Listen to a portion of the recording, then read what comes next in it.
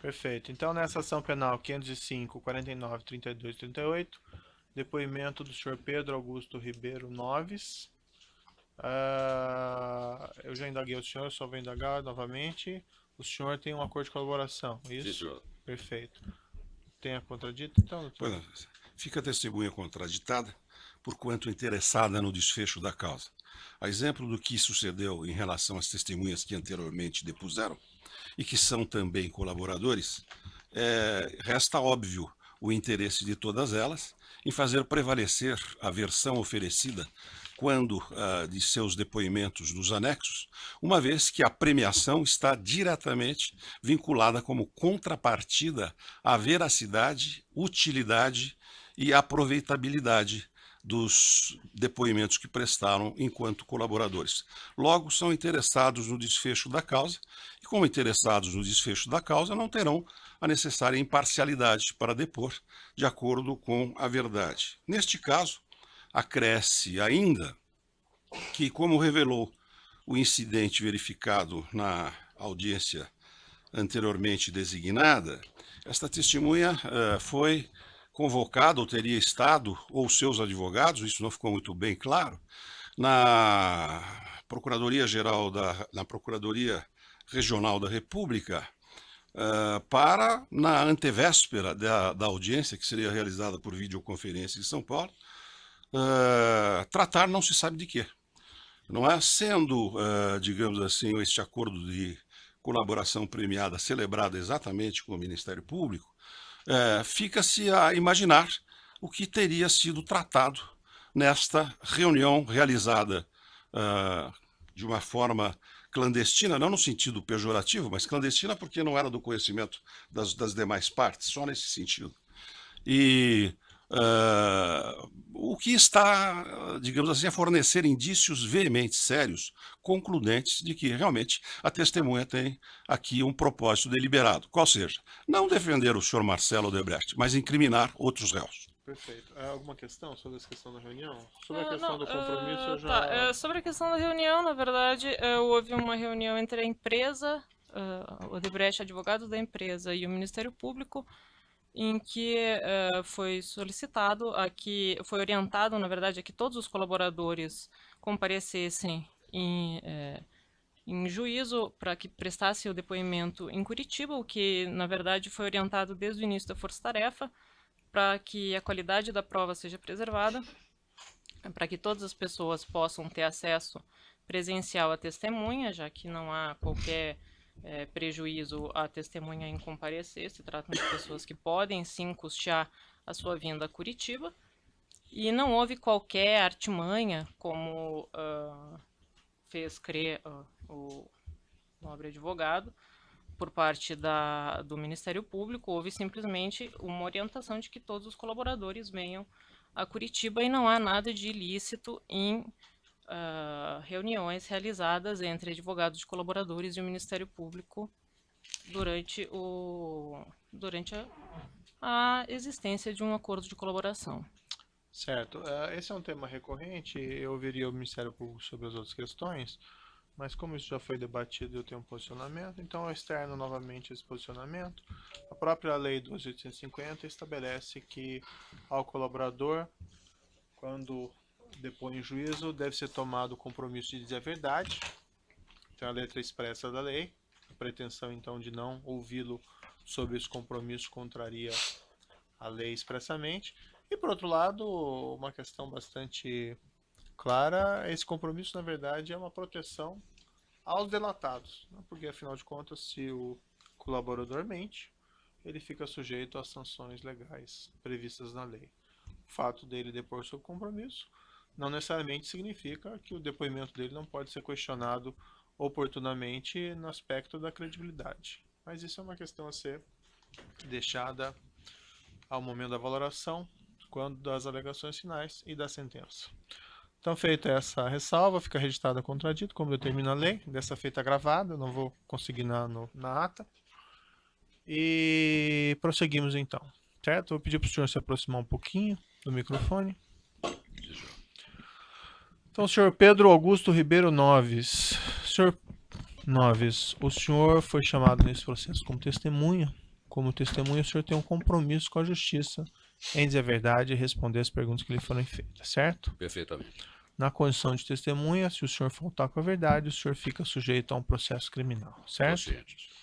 E o senhor, na verdade, tem um duplo compromisso, porque, como mesmo o senhor respondeu no início, o senhor teria celebrado um acordo de colaboração com a Procuradoria-Geral da República, não é? É verdade. Com esse acordo, o senhor se comprometeu a dizer apenas a verdade perante a justiça, é isso? Sim, senhor, excelência. Então eu vou advertir o senhor Noves, que o que interessa aqui à justiça é apenas a verdade dos fatos. Nada o senhor deve exagerar, nada o senhor deve excluir, certo? Perfeitamente. E se o senhor faltar com a verdade, além do senhor sofrer as sanções por esse perjúrio, o senhor perde também esse acordo, certo? Sim, senhor, excelência. Dito isso, eu passo a palavra à defesa do senhor Marcelo Odebrecht, que rolou testemunha para as perguntas. Muito obrigado. Eminente magistrado, eminente procuradora, eminentes colegas advogados e advogadas presentes, meus senhores e minhas senhoras. Dr. Pedro Novis, o senhor foi arrolado como testemunha de Marcelo Odebrecht no contexto de uma ação penal em que ele e outros são acusados de cometimento de crime de corrupção ativa e lavagem uma vez e de corrupção ativa uma outra vez. A imputação é de que, só para contextualizar, para que o senhor entenda a razão das perguntas tematicamente feitas com relação a esta matéria. A primeira imputação é de que Marcelo teria concedido vantagem indevida a agente público, especificamente ao senhor Antônio Palocci, para que ele facilitasse a obtenção de contratos sondas para empresas do grupo Odebrecht. E o pagamento da vantagem ilícita, daí adviria o primeiro crime de corrupção. O pagamento da vantagem indevida teria sido feito através de processo de lavagem e teria sido feito no interesse de terceiros que são acusados também de cometimento do crime de corrupção ativa e de lavagem, juntamente com operadores, juntamente com outros funcionários da Odebrecht. Então, Marcelo, Palocci e outros teriam cometido também crime de lavagem, juntamente com supostos operadores no âmbito do próprio grupo Odebrecht. E a segunda acusação de corrupção ativa é de que Marcelo Odebrecht teria concedido também vantagem ilícita a empregados públicos da Petrobras, a expressão é da denúncia, mas especificamente o senhor Pedro Barusco, para facilitar a contratação do estaleiro Enseada do Paraguaçu, facilitar a contratação de sondas pela Petrobras para o estaleiro Enseada do Paraguaçu. Então, nesse contexto, o senhor foi arrolado como testemunha. Em primeiro lugar, o senhor integrou e integra o grupo Odebrecht. Se positivo, o senhor poderia descrever as suas atividades no grupo? Perfeitamente, doutor. Eu completei agora em março 49 anos, ou completaria 49 anos de trabalho na Odebrecht. Eu comecei a trabalhar em 68, mas eu me afastei da organização. Minha última posição foi a de membro do Conselho de Administração, eu me afastei em janeiro. Eu iniciei minhas atividades profissionais como estagiário. Eu sou formado em Direito, sou bacharel, embora não exerça, nunca tenha exercido a advocacia, e me dediquei a atividades basicamente voltadas ao campo administrativo e financeiro durante uma boa parte da minha atividade profissional, para ser mais preciso, até 1982. Trabalhei em áreas vinculadas à informática, a planejamento. Talvez o senhor pudesse ir direto ao período que interessa, para a década de 2000. Qual era o cargo e a posição que o senhor ocupava no grupo da Odebrecht? A partir de 90, só para contextualizar, Excelência, entre 82 e 97 eu fui vice-presidente da CBPO, que era uma empresa de construção também do grupo, adquirida em São Paulo em 1980. E a partir de 97, quando se fundiram as empresas de construção sob a liderança da CNO, da Construtora Nobel Odebrecht, o doutor Emílio me convidou para participar do Conselho de Administração da Holding Odebrecht S.A., onde eu fiquei de 97 ao início de 2002. Em 2002, no final de 2001, o doutor Emílio tomou a decisão de não mais acumular as posições de presidente do Conselho da Holding e de CEO da Holding, presidente executivo da Holding. O Marcelo, nessa época, que é a sucessão natural, né, da empresa de controle familiar, o Marcelo era ainda um jovem, com 32, 33 anos, e o doutor Emílio me convidou para assumir a presidência da Holding por um período que seria definido ao longo do tempo. Eu fiquei como presidente da Holding de 2002 a 2008. E a partir de janeiro de 2009, Marcelo, então já com 40 para 41 anos, assumiu a presidência da Holding e eu voltei ao conselho. Portanto, eu tenho um período de 97 a 82, a 2002 no conselho e depois de 2008 até essa data, de janeiro de 17, também no conselho, e 7 anos, desculpa, como presidente da Holding. Muito bem. O senhor, durante esse período em que Marcelo Odebrecht esteve ocupando cargos diretivos no âmbito de empresas que integram o Grupo Odebrecht, o senhor teve conhecimento de algum envolvimento dele em tratativas ilícitas relativas a contratos de obras e ou serviços do Grupo Odebrecht com a Petrobras? Não, senhor. Absolutamente nunca tive nenhum conhecimento. O período em que eu fui presidente da Holding, Marcelo era presidente da construtora. Muitas vezes tratamos de questões ligadas aos objetivos, aos projetos, mas absolutamente nunca tive nenhum tipo de conhecimento de que ele tenha tido nenhum tratamento pessoal direto com a Petrobras sobre serviços do interesse da construtora. E obras? E com relação a obras? Nem obras, nem serviços. Muito bem. Em algum momento, Marcelo Odebrecht teria solicitado ao senhor, na condição de seu liderado, alguma ação política junto, especificamente, ao senhor Antônio Palocci ou a outro qualquer agente público ou político relativamente a contratos do Grupo Odebrecht com a Petrobras? No período em que eu fui presidente da Holding, eu tinha frequentes contatos com o ministro Palocci, depois com o deputado Palocci, por conta de temas de interesse da organização. Por exemplo, questões de aquisição de empresas e de negócios que interessavam a Braskem, a área petroquímica, solicitações para que se acelerassem determinados financiamentos à exportação de serviços, o programa das parcerias público-privadas, em que nós procuramos também contribuir com essa legislação, e eventualmente Marcelo me pedia, e algumas vezes até me acompanhou em contatos junto ao ministro Palocci, no sentido de discutir, receber orientações sobre algum tema do interesse da construtora. E nenhuma dessas vezes nem me pediu, nem eu assisti a ele falar com o ministro Palocci sobre assuntos relacionados à obra e serviços da Petrobras. Muito bem.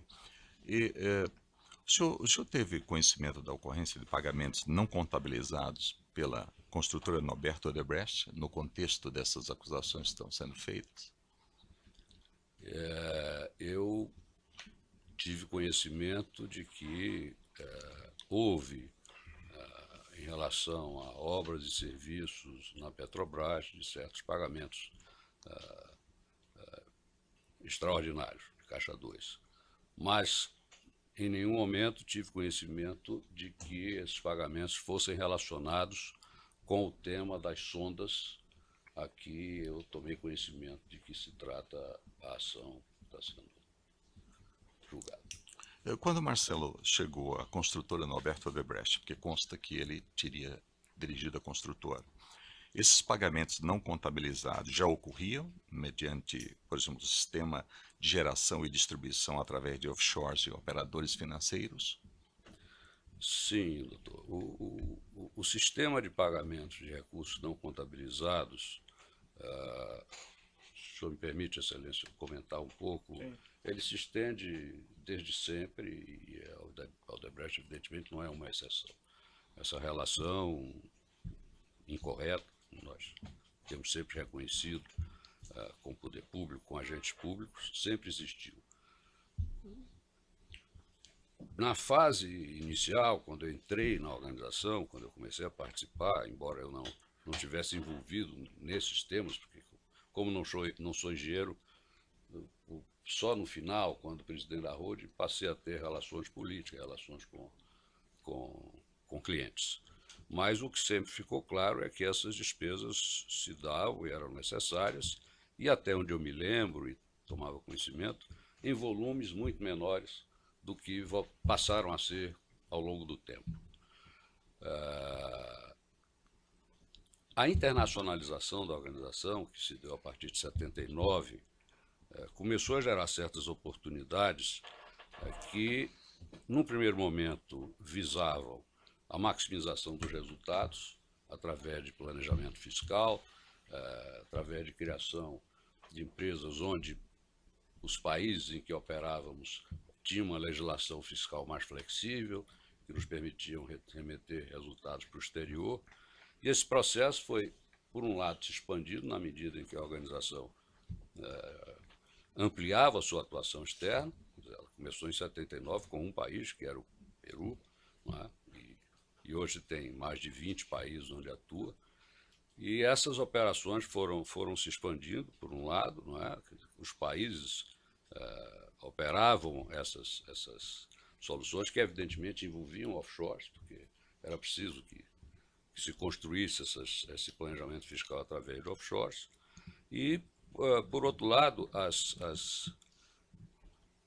os requerimentos, as solicitações, as exigências, eu diria mesmo, de recursos desse tipo, extracontábeis, né, de Caixa 2, também foram se ampliando, por razões que talvez não é o caso agora de avaliar, políticas dos sistemas aqui em outros países, mas para tornar a resposta objetiva à sua pergunta, esses sistemas, a partir da internacionalização, envolviam, sim,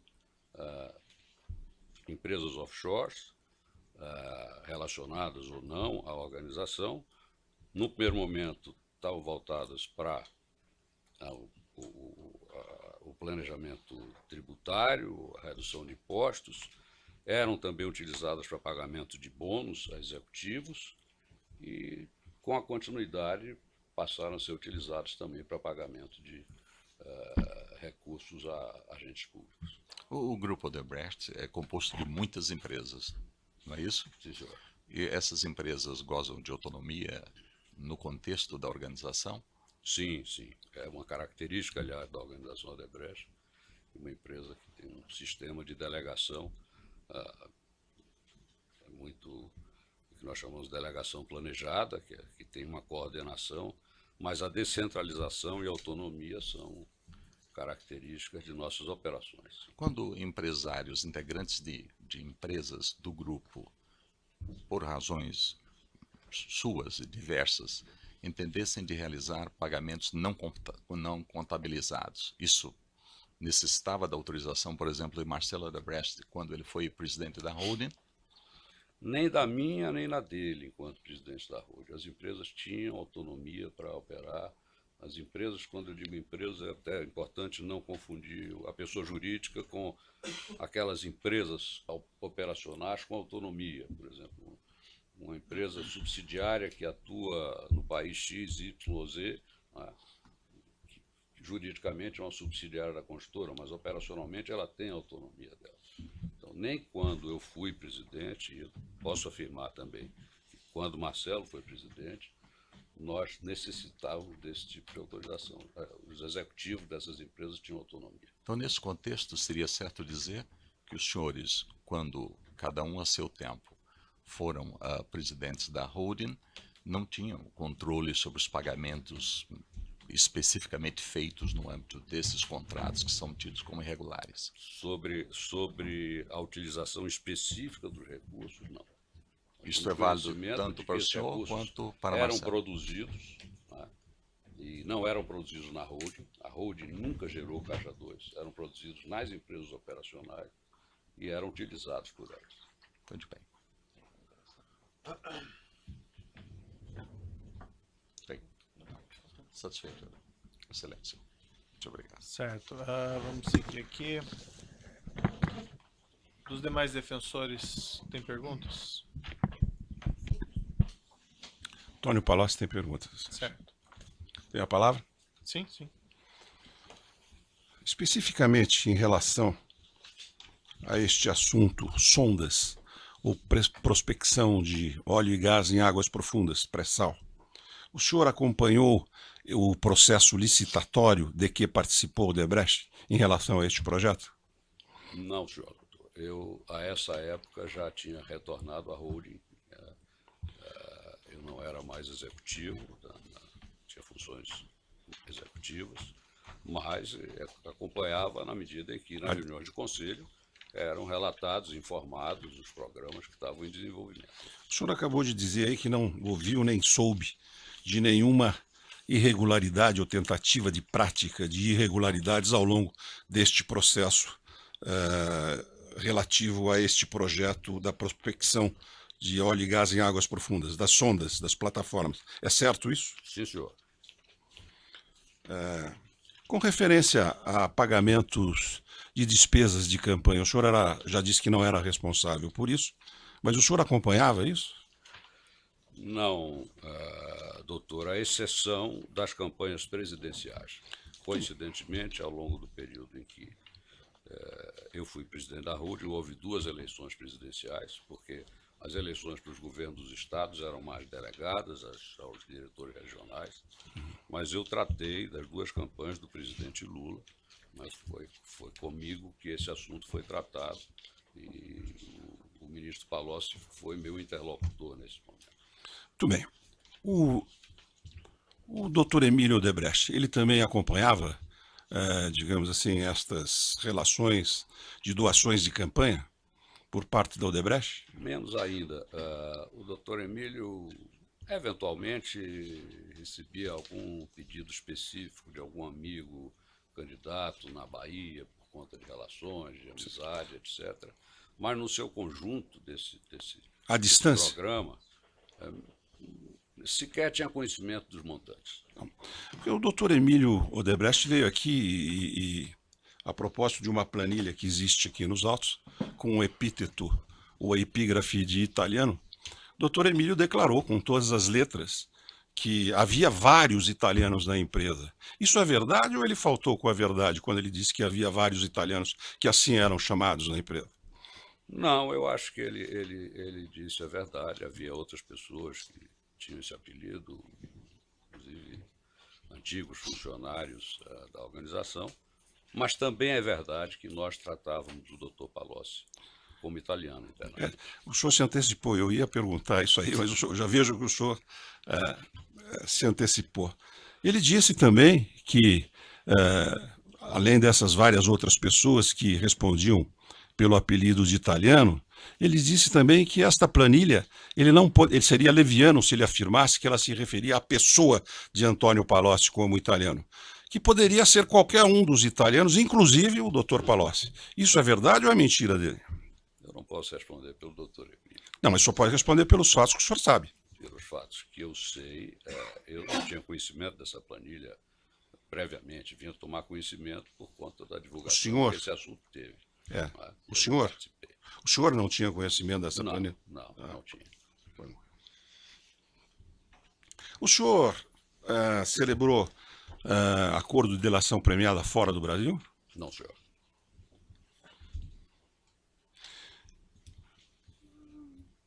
Quem é Álvaro Novis? Há 2 Álvaro Novis, doutor. Provavelmente aquele a quem o senhor se refere é Álvaro José Novis, que é um primo em 3º grau meu, que tinha uma empresa de câmbio no Rio de Janeiro e que foi objeto de uma prisão preventiva, como é do conhecimento público. Há um outro Álvaro Novis, que é meu primo irmão, que era diretor financeiro da holding por um período, da Odebrecht, inclusive, mas não são pessoas distintas. São pessoas absolutamente distintas. Apenas os nomes são os mesmos. Quer dizer, este que tem, digamos assim, um estabelecimento de câmbio e moeda, Ele é domiciliado no Rio de Janeiro? Sim, senhor. Este é que foi preso? É. Em contrapartida, o outro Álvaro, que é o seu parente mais próximo, Domiciliado em São Paulo. domiciliado em São Paulo, não se confundem as pessoas. Muito bem. O senhor, nesta delação premiada que celebrou, o senhor esteve ameaçado de ver esta delação rescindida por algum fato relativo a políticos do PMDB, a tucanos, Serra? Absolutamente. Não? Absolutamente. Em nenhum momento. Eu tive a minha aí para clareza, e o Excelência me permite a oportunidade. Os meus relatos foram questionados numa primeira etapa por conta de falta de elementos de corroboração e de falta de detalhes em algumas informações. Eu corrigi as duas questões, os dois pontos questionados, e meus relatos foram aceitos. O senhor disse que manteve aí um relacionamento com o ex-ministro Antônio Palocci. Relativamente a que tema? Quando eu tratei com o ministro Palocci, ainda não me... Deixe-me esclarecer melhor a pergunta, por favor. O senhor disse que tratou com ele de temas institucionais, perspectivas de mercado, crescimento de economia, qualquer coisa nesse sentido. Temas institucionais. Ele falou outras coisas também, doutor. Não, sim, eu vou chegar lá. induzindo a testemunha. Não, sim, senhor. doutor. Tá Excelência, induzindo, estou sim. induzindo coisa alguma. Não, Eu vou doutor. perguntar para a testemunha agora, em seguida. Pergunte objetivamente sem fazer esse tipo Estou de comentário. perguntando Ele falou objetivamente. diferente o que ele respondeu, o doutor está falando. Mas eu quero saber exatamente da segunda parte, se Vossa Excelência me deixar exercer o direito de defesa O constitucional. doutor faça a pergunta objetiva sem esses Eu estou introitos. fazendo a pergunta objetivamente Não e vou está, continuar a fazê-las. Então vai ser indeferida, doutor. Não, não vai não. Excelência, a pergunta é pertinente. Qual que é a pergunta? A Sem pergunta fazer é esses sobre comentários. quais outros temas se tratou nessas reuniões, Excelência? Sobre que temas que o senhor Vossa Excelência tratava vai com o indeferir? senhor Antônio Palocci? Pode perguntar sim, doutor. Não precisa falar Obrigado. esse introito, que os temas eram institucionais, Vossa Excelência que era sobre o crescimento da economia. Vossa Excelência anseia por resolver o problema segundo a sua visão e não permite que eu Não conclua. pode se induzir a testemunha. Mas eu não estou aqui de diletante ânimo, Excelência. Eu estou aqui exercendo uma missão Perfeito. constitucional. E vou exercê-la. Então, quais eram os temas que o senhor tratava com o senhor Antônio Palocci? Na condição de presidente da Odebrecht, na época a segunda maior empresa privada não financeira do país, nós tínhamos assuntos de alta relevância, que eu vou comentar, e em relação aos quais era indispensável um contato e um diálogo com o governo. E esse diálogo se dava, evidentemente, com várias autoridades, mas, no meu caso pessoal, sobretudo com o ministro Palocci, que me orientou em muita coisa, que me ajudou em outras. E eu citaria